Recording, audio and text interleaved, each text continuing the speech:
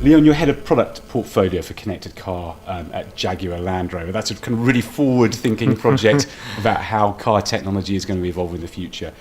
And that's a question: where do you see technology leading with the car industry, and what is a car of the future going to look like?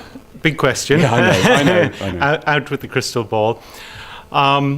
I think a lot is driven by the collision of consumer electronics with the automotive industry. So automotive is quite a historic industry.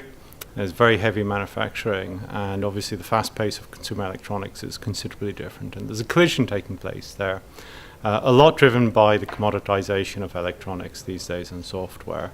And the second probably key thing is consumer expectations.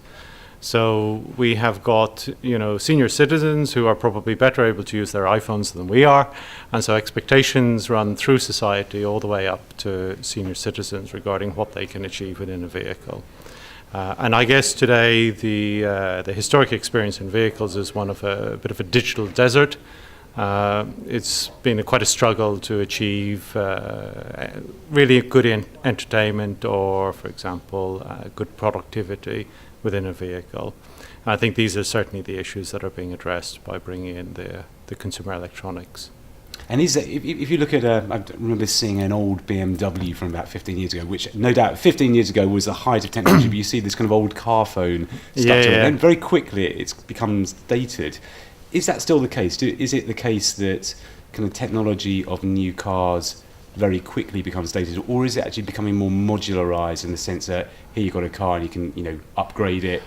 You mentioned about consumer electronics. I wonder if that is kind of the future of upgradable technology. Yeah, so customers will bring their equipment into the vehicles, so those things that they buy for their home use, so from tablets to phones, and those devices need to seamlessly integrate with vehicles.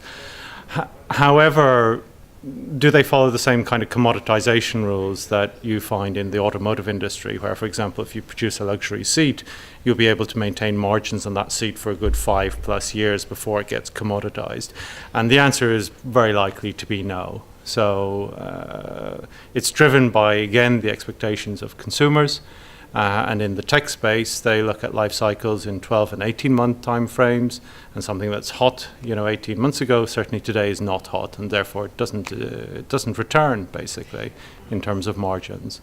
So actually, this is one of the key problems automotive industry has to manage, is that the replacement cycles on the tech experience has to be much higher than the replacement cycles on vehicles, of which part of that is about what you bring into the vehicle.